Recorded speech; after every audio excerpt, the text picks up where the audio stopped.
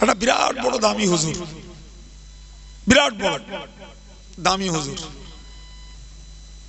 এখন সেই হুজুরির দাওয়াত আর আমার দাওয়াত। আমি গেছি, ওই ভোটের রেজাল্ট হয়েছে তার পরদিন। তা আমি গেলে আমার লোক শোনাচ্ছে, বলছে হুজুর আমার আজকে যে লোকের বাড়ি হুজুরির বসার জায়গা, খাওয়ার জায়গা, সেই লোক ভোটে জিতেছে। আর জিতে ওই রকম আবির মেখেছে আর ঢোল নিয়ে নেচেছে।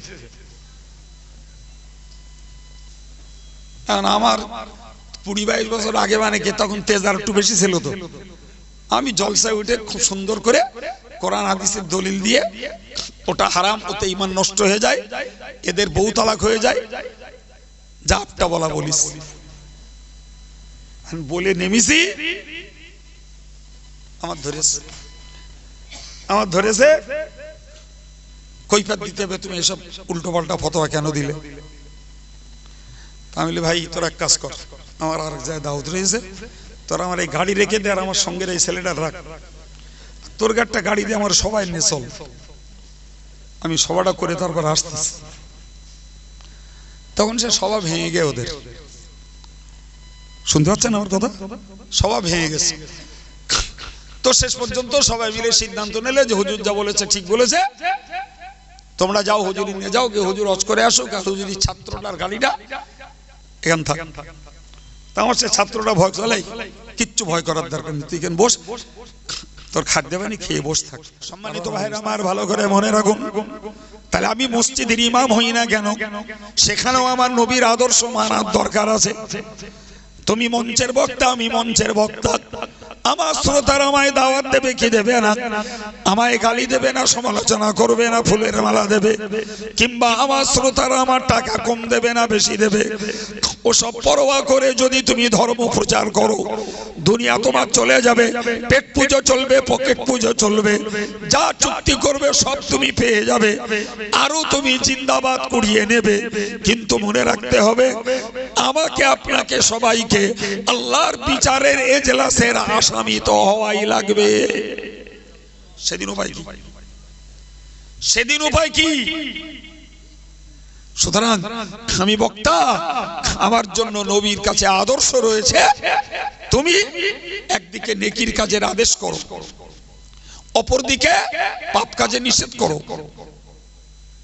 কিন্তু আমি দেখছি নেকির কাজের আদেশ করা, ফজিলতের কথা বলা, এটা সহজ, এতে এত সওয়াব, ওতে অত সওয়াব, ওতে তত সওয়াব, কদমে কদমে এত নেকি, জি, বাপ মা সেবা করলে এত নেকি, বাপ মা চেহারা দেখলে এত নেকি, হজ করলে এত নেকি, নামাজ পড়লে এত নেকি, দান করলে এত নেকি। ভাই এই ফজিলতের কথা বলা বিরাট সহজ বাপ, কারণ এতে তো ঘাড়ে কিছু চাপ পড়ে না। শ্রোতার শুনলো, যে মানবে তার সওয়াব, যে মানবে না তার সওয়াব হলো না, এতে চাপ নেই। কিন্তু যখনই অন্যায় কাজে নিষেধ করতে যাব, তখন আমার পাওনা আছে গাল, সমালোচনা, শত্রুতা, হিংসা, পয়সা কম, দাওয়াত ফেরত, এবং চুক্তির পয়সা পাওয়া যাবে না, অতএব ও পাঠশালায় যাওয়া যাবে না। ওতে নেই, আমি এমনি জীবনী বলছি, কাহিনী বলছি, ফজিলতের দু চারটে কথা বলে দিল, লোকরা সুবহানাল্লাহ বলে একদম গাল দিয়ে ঘেঁষা তুলে বাড়ি চলে গেল, আমিও ভালো থাকলাম, চুক্তির পয়সাটাও ভালো, আগামী দিনে 3 বছরের দাওয়াত পেয়ে গেল। জি, তাহলে নবীর আদর্শকে কবর দিয়ে আমরা দিন প্রচার করছি না, স্বার্থ প্রচার করছি। ভাই আমার, রাসূলকে আল্লাহ বলেছিলেন, নবী তোমার কাছে আদেশ আর নিষেধের যে বার্তাই পাঠিয়েছি সব পৌঁছে দেওয়া লাগবে, সব পৌঁছে দেওয়া লাগবে, কোনোটাতেই তুমি কৃপণতা করতে পারবে না, কোনোটাতেই তুমি তঞ্চুকতা করতে পারবে না। যদি ওয়াইল্লাম তাফআল ফামা বাল্লাগতা রিসালাতা, এই নবী যদি তুমি এই তোমারে যে দায়িত্ব দিয়েছি এ যদি পৌঁছে না দাও, তাহলে প্রমাণ হবে তুমি রাসূল হওয়ার দায়িত্ব পালন করোনি। আচ্ছা বলেন তো, যে রাসূলের জন্য এত বড় বার্তা, তুমি রাসূল হওয়ার দায়িত্ব পালন করেনি। আমরা মাওলানা, মুফতি, মুহাদ্দিস, মুফাসসির, জি, যে যত বড় সাহেব হই, রাসূলের পায়ের ধুলোর যোগ্যও নই। আমাদেরকে আল্লাহ যার যে পয়সার যৎকিঞ্চিত জ্ঞান দিয়েছেন, যার যতটুকু ভাই, ওইটুকু যদি সীমাহীন ভাবে ব্যাপক ভাবে যদি উম্মতের হেদায়েতের জন্য না পৌঁছে দেই, তাহলে আলেম হওয়ার দায়িত্ব পালন করেছি বলে প্রমাণ হবে। ভাবার আসে না? নাই। কিন্তু আমরা এমন কিছু বক্তা, হুজুর, ইমাম, মৌলানা, আমির সাহেব রয়েছি, আমরাও পেট পকেটার দল বাঁচাচ্ছি। আর সাধারণ কিছু মুসল্লি শ্রোতা আছে, এরাও দেখছে এরম দুটো হুজুরও দরকার। কেননা আমি তো জটিল, আমি তো স্বচ্ছ নই, আমি সুদও খাই, মদও খাই, আবার সামনের কাতারে গিয়ে আল্লাহু আকবার গালিও দেই, জিকির করি। সুতরাং আমার তো এরম হুজুর দরকার, যে ফাঁকিও মারে, বোনের হক নষ্ট করে, চিটফান্ডের ব্যবসাও করে, আবার কপালে দাগও করে। ওরম খেড়ির জন্য তো এরম হুজুর দরকার, যে হুজুর খিচুড়ি করবে, আমিও খিচুড়ি, ওইরকম হুজুর আমার দরকার। কথা বলে। সুতরাং খিচুড়ি হুজুরও আছে, খিচুড়ি শ্রোতাও আছে। জি ভাই, আজকের সত্যি কথা বলতে কি আমরা কোরআন হাদিসের ওয়াজ করি, আমাদের দাম কুড়াবার সময় নেই, সম্মান কুড়িয়ে সময় নেই, খাওয়ার সময় নেই। বিপিএল বক্তা পয়সা দাদায় নিয়ে চলে যায়। আর যারা শিল্পী গজল গাইছে, মেয়ে আর মরদ এক জায়গায় করে দিচ্ছে, ওদের মূল্য 15,000 20,000। কি বলছেন? আমি ওই জন্যই বলেছি, ওইরকম একদল বক্তাও আছে, ওইরকম একদল শ্রোতাও। জি, আমি যে ওয়াজ করছি, ওয়াজ রেডারে ধরবে না কো।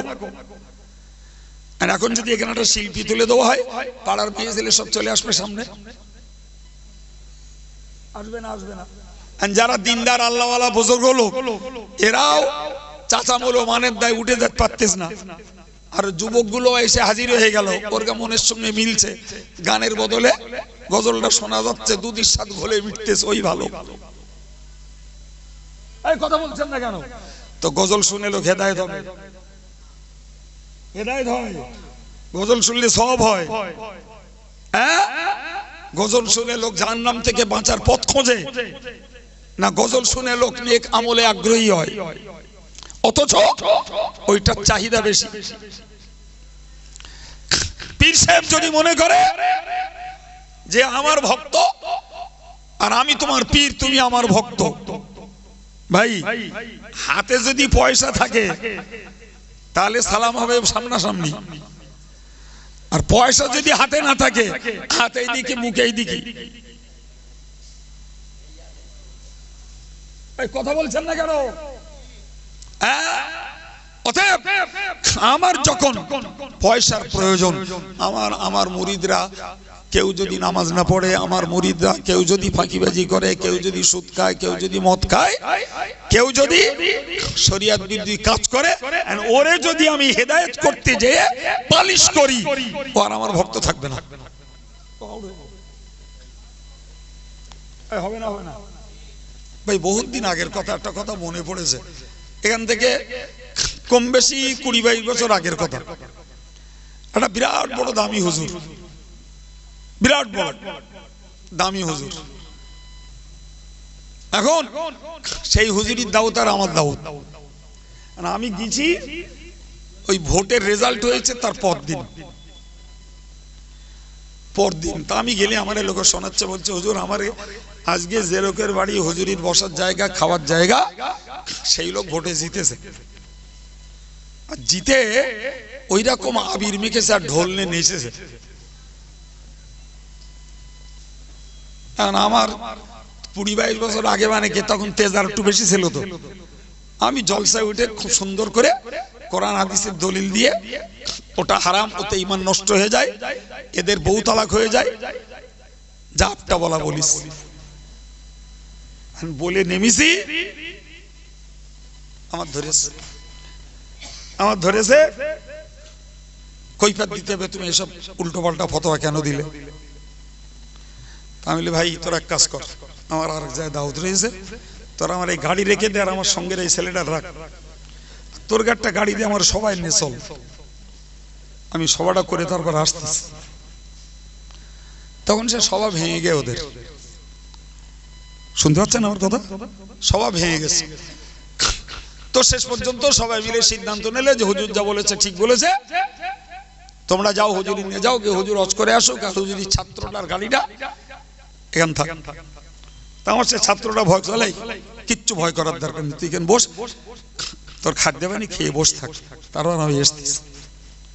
তা আমি হজ করে ফিরে গেছি, তখন প্রায় ভোর 4টে, আর ওদিকে জলসাও শেষ হয়ে গেছে। আর হুজুর বসে, অনেক ভক্ত মুরিদ সব বসে টসে আছে, কথাবার্তা হচ্ছে, আর সবাই মিলে আমার ধরে নিয়ে গেছে ওখানে হুজুরাত চলে। এদিকে দেখতে পাচ্ছি হুজুরের গাড়িতে ভেটকি, বাগদা, মুরগি, মানকচু গাড়িতে লোড হচ্ছে। আমি ওই বারান্দায় উঠেই হুজুর সালাম দিয়ে নিছি, আগে সালাম দিল, হুজুর আপনার এই ভক্ত দেখছি যথেষ্ট ভক্ত, মাশাআল্লাহ, আপনার গাড়িতে বাগদা, ভেটকি, মানকচু, মুরগি সব দিয়ে দিচ্ছে। তাই এই ভক্ত কালকে ভোটে জিতে আবির মেখেছে, দাড়িতে, মাথায় টুপি মাথায়, আর ঢোল তবলা নিয়ে এসেছে, ইমানটা আছে কিনা একটু বলেন। আমি তো অস করে গেছি আগে, হুজুর কি বলে দেখি। হুজুরও পেস্তা গলে পড়ে গেছে, আর সে ভক্ত তখন সাপ খেলানের মতন করতেছে, আর আমার ধরবে মারবে কি, হুজুর আর ভক্তের খেলা।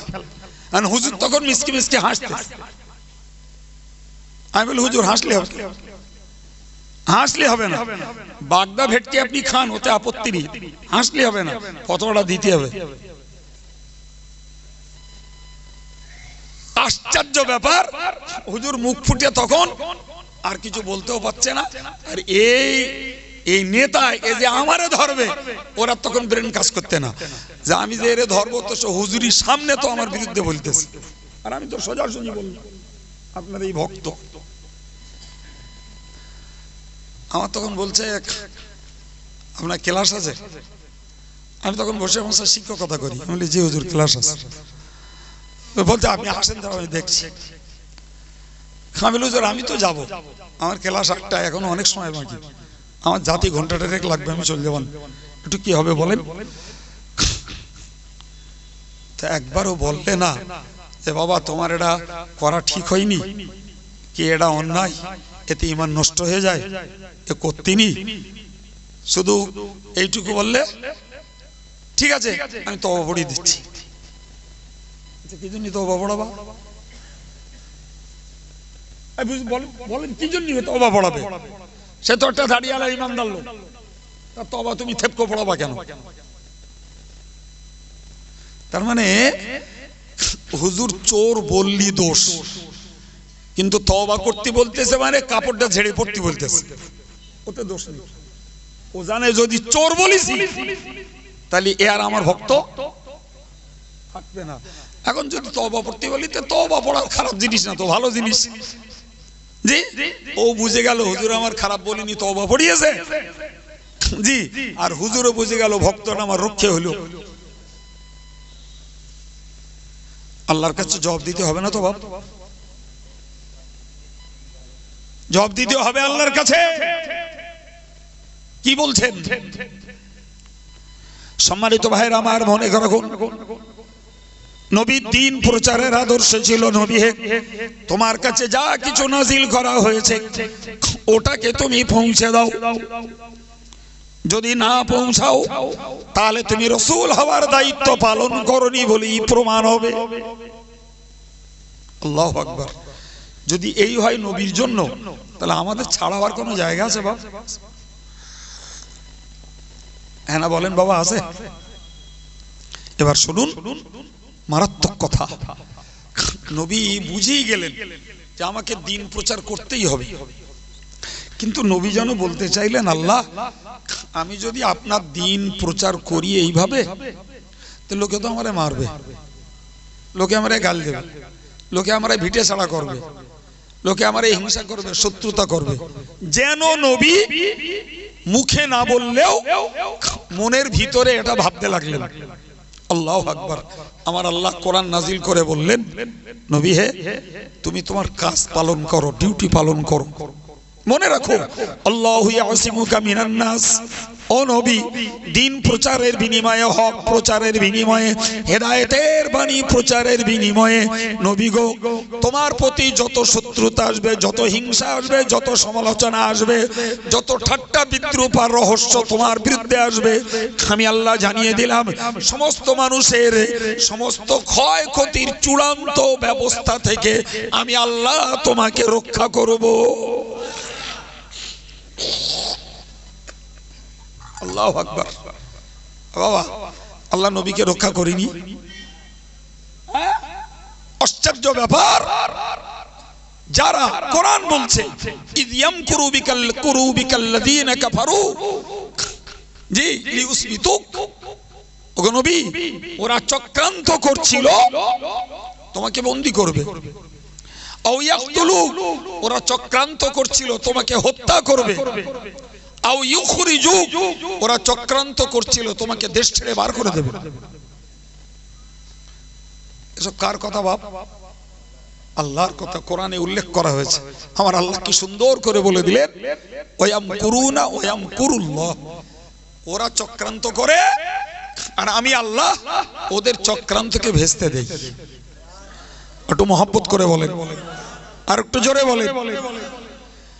তাহলে নবীর এই আদর্শ যদি আজকের যুগে আলেম, হাফেজ, ইমাম, মৌলানা, মুফতি, মুহাদ্দিস, মুফাসসির, পীর সাহেব, আমির সাহেব, এরা যদি শরীয়তের সঠিক কথা, হক কথা, হেদায়েতের সঠিক বার্তা মানুষের কাছে যদি পৌঁছাতো, একদিকে রসুলের আদর্শ পালন করা হতো, আর একদিকে আল্লাহর কাছে জবাবদিহি করা যেত, আর মৃত্যুক সমালোচক শত্রুদের হাত থেকে আল্লাহই রক্ষা করতেন। কিন্তু সত্যিকারের কথা ভাই, আমাদের এই আল্লাহর প্রতি ভরসা কমে গেছে, আল্লাহর প্রতি আমাদের আস্থা কমে গেছে। আল্লাহর প্রতি ভরসার তুলনায় আমাদের পেট পকেট আর রোজগারের প্রতি আমাদের বেশি আস্থা চলে এসছে। যদি আমার দাওয়াত না হয়, যদি আমার পয়সা কম দেয়, জি, যদি এরা আজকে দাওয়াত করেছে যদি আমার ফেরত দিয়ে দেয়, এই যে মনের দুর্বলতা, এই দুর্বলতার কারণেই প্রচুর প্রচুর বক্তা, প্রচুর আলেম, প্রচুর ইমাম, প্রচুর পীর সাহেব, প্রচুর আমির সাহেব, তারা হক কথা সমাজের কাছে বলতে পারে না। কি বলে বলিলাম মনে নেই আপনাদের? জীবনী বলে, কাহিনী বলে, জি, তারপরে ফজিলতের হাদিসগুলো বলে। বলছিলাম না, এতে এত নাকি, ওতে অত নাকি, ওতে তাতে নাকি। তা সে তুই নেকি নে বাবা, যে ভাঁড়ে রাখতেছিস তার তলা সাদা, সেটা দেখ।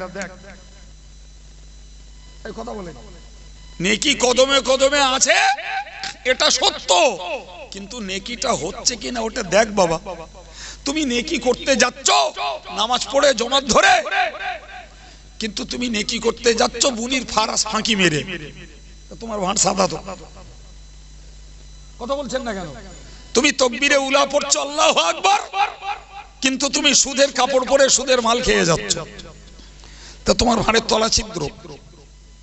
তুমি আগে এইটা ছাড়ো, তারপরে নেকিটা করো। হাদিসের ঘোষিত ফজিলত তোমার নসিবে জুটবে ইনশাআল্লাহ। জি, মাশাআল্লাহ। আমাদের আজকের প্রধান বক্তা ফুরফুরা শরীফের হুজুর, তিনি এসে পৌঁছে গেছেন, আলহামদুলিল্লাহ বলেন। আর একটু জোরে বলেন আলহামদুলিল্লাহ। নারায়ে তাকবীর, নারায়ে তাকবীর। আওলাদে মুজাদ্দিদে জামান, সিলসিলায়ে মুজাদ্দিদে জামান, অল ইন্ডিয়া সুন্নাতুল জামাত শ্রোতাবৃন্দ, হিজলা পশ্চিমপাড়া মসজিদের বাৎসরিক ইসালে সওয়াব বিশ্ব নবীর স্মরণ সভা, বসিরহাট আল্লামা হুজুরের স্মৃতি রক্ষার মজলিস, নারায়ে তাকবীর। প্রাণ খুলে একটু দরুদ শরীফ আল্লাহুম্মা।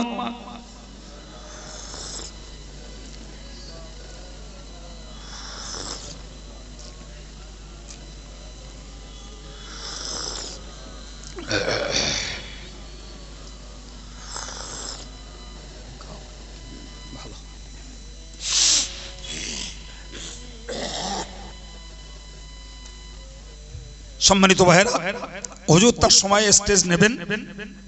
আমি তার আগে আপনাদেরকে যে কথা শোনাচ্ছিলাম, তাহলে আমরা ন্যায় পথে চললে, হক পথে চললে, রসুলের আদর্শ ফুলফিল পালন করলেও রক্ষা কে করবে? ভরসা কার উপরে করতে হবে? আল্লাহর উপরে। আল্লাহর উপরে ভরসা করতে হবে, যথাসময়ে আল্লাহ রক্ষা করবেন। সম্মানিত ভাইরা আমার, আমি আপনাদেরকে একেবারে মৌলিক কথা বুঝিয়েছি। তাহলে আমি একজন বক্তা হিসাবে আমারও আদর্শ আছে, আমারও নবীর কাছে নেওয়ার আদর্শ আছে। আপনি শ্রোতা হিসাবে নবীর কাছে আপনারও নেওয়ার আদর্শ আছে না নাই?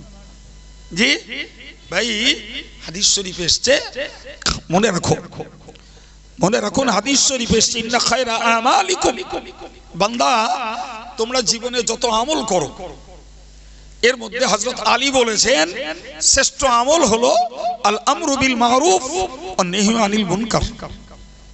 তোমার জীবনের সেরা আমল, শ্রেষ্ঠ আমল, তুমি সৎ কাজের আদেশ করো, অসৎ কাজের নিষেধ করো। কে শিখিয়েছেন? হাদিস আমাদেরকে শিখিয়েছে। আল্লাহর কোরআন বলেছে, কুনতুম খায়রা উম্মাতিন উখরিজাত লিন-নাস তা'মুরুনা বিল মা'রুফি ওয়া তানহাউনা আনিল মুনকার। তোমরাই হলে ভালো জাতি, ভালো দল, ভালো সম্প্রদায়, যারা মানুষের কল্যাণে বহিরাগত হয়েছো, মানুষের কল্যাণে তোমরা বেরিয়েছো, মানুষকে হেদায়েতের বাণী শোনানোর জন্য, কল্যাণের বাণী শোনানোর জন্য, মানুষকে জাহান্নাম থেকে বাঁচিয়ে জান্নাতমুখী করার জন্য তোমরা যারা ঘর ছেড়ে বাইরে বেরিয়েছো, আমি আল্লাহ পাক জানিয়ে দিলাম তোমাদের ডিউটি হলো তা'মুরুনা বিল মা'রুফ, তোমরা ন্যায় সত্য কাজের আদেশ করো, ওয়া তানহাউনা আনিল মুনকার, এবং অন্যায় অসৎ কাজের নিষেধ করো। তাহলে আমি বক্তা হিসেবে বাড়ি থেকে এসেছি, আমার ডিউটি আমি মানুষকে সৎ কাজের আদেশ করব। নামাজ পড়ো, রোজা রাখো, হজ করো, যাকাত দাও, জিকির করো, তাসবিহ পড়ো, ফিতরা দাও, সদকা দাও, কুরবানি দাও, বাপ মার সেবা করো, বড়কে শ্রদ্ধা করো, ছোটকে স্নেহ করো। এগুলো আমি শ্রোতাদেরকে বলবো, এটা কোরআন আমার দায়িত্ব দিয়েছে। আমার মিন্স আলেম সমাজ, মসজিদের ইমামদেরকে। ঠিক আর একটা তালিকায় আমি এই মুসল্লিদের জন্য, মুক্তাদিদের জন্য, শ্রোতাদের জন্য বলতে বাধ্য, শিরক করো না, সুদ খেও না, মিথ্যা কথা বলো না, জুয়া খেলিও না, মদ খেও না, তোমরা দরগার নামে হাজত মান্নত করো না, তোমরা লটারি কেটো না, তোমরা ব্যভিচার করো না, তোমরা পরের মাল আত্মসাৎ করো না, তোমরা গালিগালাজ করো না, হে নারীরা তোমরা বেপরদায় ঘুরো না, তোমরা পর পুরুষকে ফুসলিও না, তোমরা পরের সম্পত্তি জবরদখল করো না, তোমরা কোন স্বার্থে কোরআন হাদিসের বিরুদ্ধ পথ ধরো না। কথা বলেন। তাহলে আমি যখন ধর্মের কথা বলতে এসেছি, আমাকে আদেশের কথা, ফজিলতের কথা, সওয়াবের কথা, এগুলো যেমন বলতে হবে, নিষেধের কথা, পাপ আচরণের কথাও মানুষকে শুনিয়ে দিতে হবে। হ্যাঁ না বলেন, তাহলে আমার ডিউটিটা পালন হবে। আল্লাহ নবীকে বলেছেন, নব্বি ইবাদি আন্নী আনাল গফুরুর রহিম। ওগো নবী, তুমি আমার বান্দাদেরকে বলে দাও, নব্বি ইবাদি আন্নী আনাল গফুরুর রহিম, ও আমার নবী তুমি আমার বান্দা বান্দীদেরকে বলে দাও আমি আল্লাহ ক্ষমাশীল, আমি আল্লাহ দয়াশীল। জোরে বলুন, আর একটু মন খুলে বলুন। কিন্তু তার পরের অংশই বলেছেন, ওগো নবী তুমি এটাও বলে দাও ওয়ান্না আযাবি হুয়াল আযাবুল আলীম, আমার আযাবটাও অত্যন্ত যন্ত্রণাদায়ক আযাব। একদম গায়ে গায়ে, একদম পাশাপাশি। যেখানে বলেছেন আমি আল্লাহ ক্ষমাশীল দয়াশীল, সেখানেই বলেছেন আমি আল্লাহ কঠিন যন্ত্রণাদায়ক শাস্তি দাতা। তার মানে তুমি ক্ষমা দয়ার কথা শুনে একদম আনন্দে আত্মহারা হয়ে গর্বে ফেটে পড়ো না। আবার তুমি আযাব আর ভয়ের কথা শুনে হাতাগাতা ছেড়ে দিও না। তুমি একদিকে ক্ষমা আর দয়ার আশা রাখো, আর একদিকে আযাবের ভয়টাও রাখো। কথা বুঝতে পারছেন না বাবা?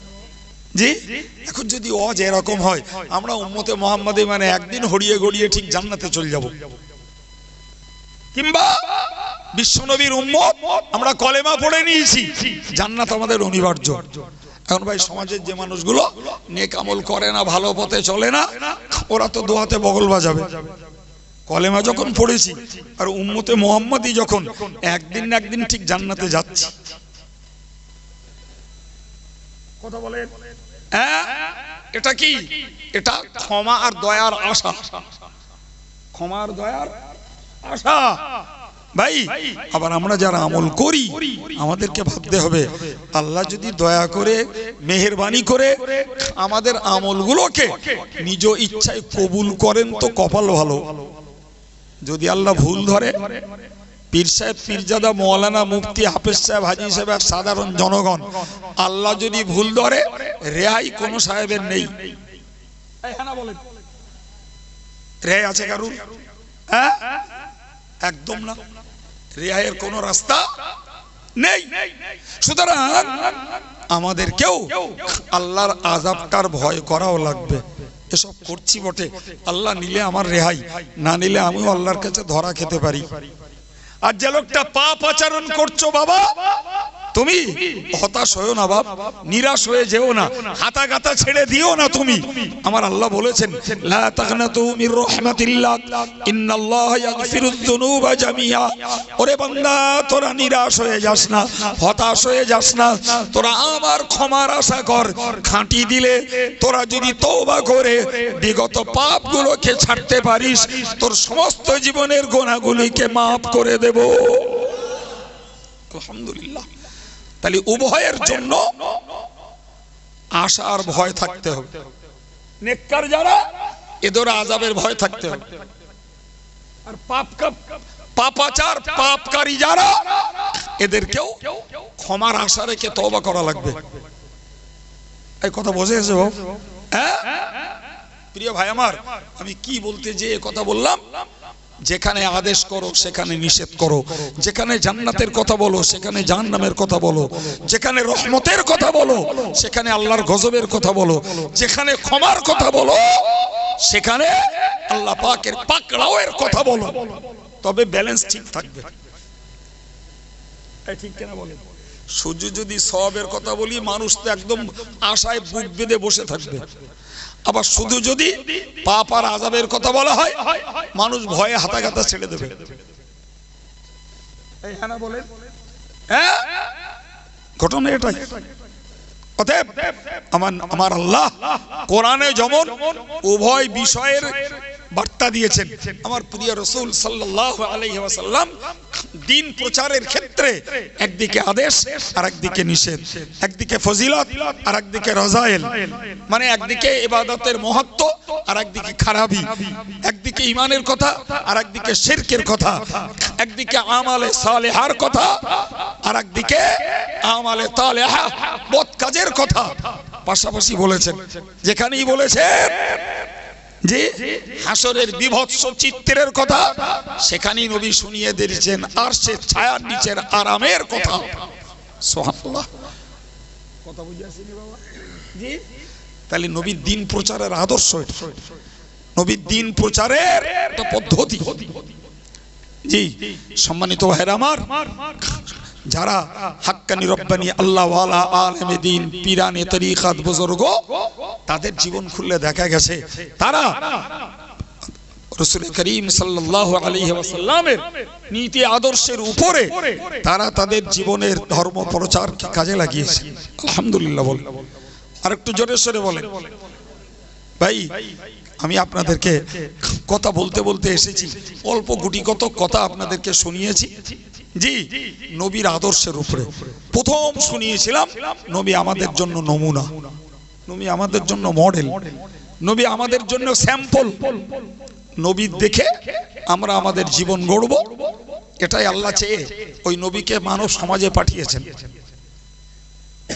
তো আমি নবীর দ্বীন প্রচারের কথা বলেছি, নবীকে মান্যতা দেওয়ার কথা বলেছি।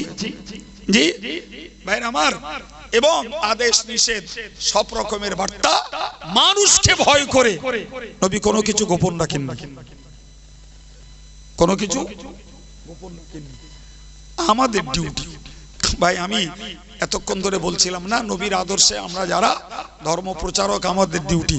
বিশ্বাস করুন, আপনারা যারা সাধারণ জনগণ, আপনাদের ডিউটিটাও একেবারে হালকা পাতলা না। বাপ, আপনি মেম্বারে কথা বলতে না পারেন, মঞ্চে কথা বলতে না পারেন, আপনি পীর সাহেবের খানকা বসে কথা বলবেন, অধিকার আপনার নাই। কিন্তু আপনার পরিবারের উপরে আপনার একটা অধিকার আছে না? নাই? জোরে বলেন।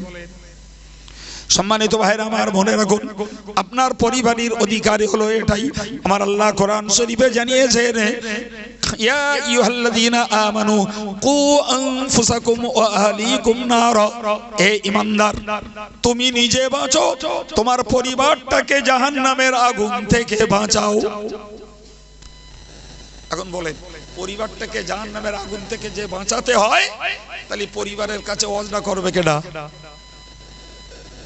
ফুরফুরাসে হুজুর এসেছেন, উনি যাবেন না আমি যাব? না আপনাদের ইমাম মৌলানা সাইদুজ্জামান যাবে? যাবে।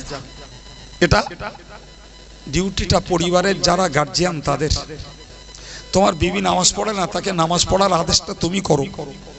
তোমার বিবি বেপরদায় ঘোরে, ও রাগ করবে না কি করবে ওটা দেখার নয়।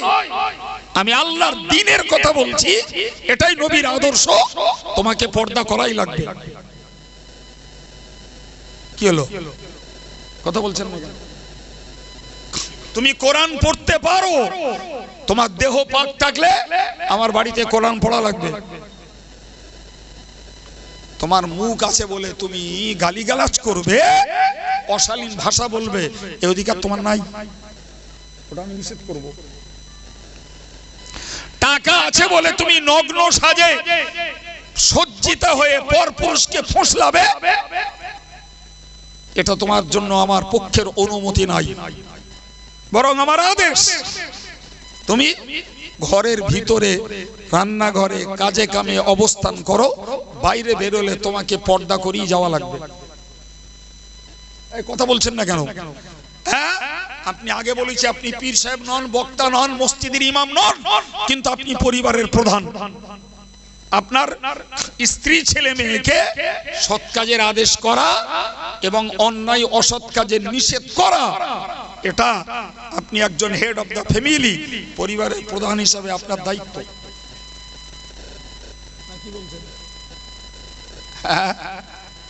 কই বাবা, ও দায়িত্ব পালনে যে আমরা অক্ষম বিরাট। জি, আশ্চর্য ব্যাপার, আশ্চর্য ব্যাপার। আমরা বর্তমান কালে অনেক ফ্যামিলি বাড়ি বউডারে বসিরহাট মার্কেট করা বন্ধ করতে পারিনি। রাগ করছেন বাবা? বউগুলো রে আমরা বেবাড়ি যাওয়া বন্ধ করতে পারিনি, বরং দিন যাচ্ছে আরো বাড়ছে। একজন যদি বলে তোমাদের বেবাড়ি যাওয়া উচিত না, না যায় যেতে নিয়ে, সেখানে কত পরপুরুষ রয়েছে, আর একজন পাশে বাতাস দিলে যাক যাক, ওদেরও তো একটু আনন্দ করতে ইচ্ছা হয়, বাস সব বীজ মারা গেল। কথা বলে, ওই ডিউটিটা কে পালন করবে? তুমি নামাজ পড়ছো, দাড়িওয়ালা টুপিওয়ালা, তুমি যথেষ্ট নেক কাজ করছো, কিন্তু রাসূল বলেছেন ইন্না খায়রা আমালিকুম আল আমরু বিল মারুফ ওয়ান নাহয়ু আনিল মুনকার। তোমার আমলগুলোর মধ্যে শ্রেষ্ঠ আমল হলো সৎ কাজের আদেশ করো, অসৎ কাজের। তোমার মেয়েটা মোবাইলে চ্যাট করছে, তোমার মহিলা মেসেঞ্জারে সে প্রেম করে বেড়াচ্ছে, তোমার ছেলেটা মোবাইল নিয়ে ফ্রি ফায়ার আর পাবজি খেলে হারাম আর শিরকের কাজ করছে, জি, ও মানা করবে কে? কে মানা করবে? আপনি বলবেন হুজুর জানি না আমি। হতে পারে, অসম্ভব না, যেহেতু আমরা বয়স্ক মানুষ অত শত বুঝি নেব, ওরা মোবাইলে কি করে না করে ওরাই জানে। জি ভাই, তবে এইটুকু তো বোঝেন যে একটু বাচ্চা বিছানায় পেচ্ছাপ করা বন্ধ হয়নি, সে মোবাইল চালাচ্ছে, আর ওর বাপ বলছে আরে কি করছে, বলতে তুমি বুঝবা না, ও কার্টুন খেলাচ্ছে, ও গেম খেলাচ্ছে। এই কথা বলছেন না কেন? আমি যেন মনে হচ্ছে যেন জঙ্গলের কথা বলছি। যান বাড়ি গিয়ে খোঁজ নেন, হ্যাঁ, তাহলে ওকে রোধ করবে কে? ওকে প্রতিরোধ করবে কে? ওকে কোরআন পড়ার প্রতি নিয়ে যাবে কে? ওকে ইসলামিক স্টাডিজটা কে শিখাবে? ওকে ইসলামী প্রাইমারি স্টেজের নবীর সুন্নাত, দৈনিক জীবনের দোয়া কালাম, তেলাওয়াতে কোরআন, ইসলামিক নলেজ ওকে কে শিখাবে? অজেত তো বে হয়ে যাচ্ছে, দেশে বে হয়ে যাচ্ছে। যেমন দামি তেমন বেদামি, এপিএল বক্তা বিপিএল বক্তা প্রচুর অজ হচ্ছে। হচ্ছে না হয় না? খোঁজ নেন তো কটা গ্রামে কেতাদরস মক্তব চালিয়ে বাচ্চাগুলোকে স্মার্ট, বাচ্চাগুলোকে ইসলামিক নলেজ, বাচ্চাগুলোকে কোরআন হাদিসের, বাচ্চাগুলোকে নবীর সুন্নাত, বাচ্চাগুলোকে দৈনিক জীবনের দোয়া কালামের প্রশিক্ষণ কটা গ্রামে আছে? খোঁজ নেন। আমার বক্তব্য ওইটা কি আপনার আমার আম মানুষ, সাধারণ মানুষদের আদেশের অন্তর্ভুক্ত না?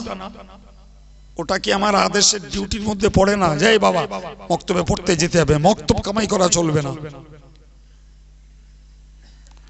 টিউশনি কামাই করলে বাপ মার তদারকি আছে। মক্তব যদি চলে আর ওটা যদি কামাই করে, সেখানে বাপ মার খুব একটা হেডেক নেই। 2-3 দিন গেল না, আজকে যাচ্ছার মধ্যে যাকে বলিস কেন আমার পেট ব্যথা করছে, বলিস কেন মা, বলিস কেন আমার পেট লাভ দিল, মা শিখকে দিচ্ছে ছেলে। কি বুঝলেন? আমি যদিও এখানকার ধর্ম শিক্ষার প্রকৃত অবস্থা জানি না বাবু, তবে যতটুকু জানি যেখানকার তার হাল এইরকম। প্রাইভেট কামাই করলে খবরদারি আছে, যেহেতু ওটা বেতন দিয়ে পড়তে হয়। আর মক্তবের বেলা এরা চামড়ার টাকা খুঁজে বেড়ায়। মক্তবে চাঁদা ধরুন, তাহলে আগে আমার কাছে গ্রামের ফেতরা চামড়ার টাকা সব আমি নিয়ে আমাশায় দিয়েছো না জামিয়ায় দিয়েছো, কেন আমার কেন রাখতে পারোনি? কত বড় বিবেকহীন বিচার যে তুমি বড় লোক, তুমি কোরবানি দিয়েছো, তোমার পশুর বিক্রি করা চামড়া তোমার ছেলে তোমার মেয়ের পড়াবে। আর মাধ্যমিক আর উচ্চ মাধ্যমিক পড়াবার বেলা তোমার গাঁটির টাকা খরচা করবা। আমি ঠিক বলেছি না ভুল বলেছি বলবেন? হ্যাঁ, হায় রে হায়। ফলে দেখতে পাওয়া যাচ্ছে যে গ্রাম্য পরিবেশগুলোতে শিক্ষা ব্যবস্থার বিরাট অবনতি, বিশেষ করে ইসলামী শিক্ষা।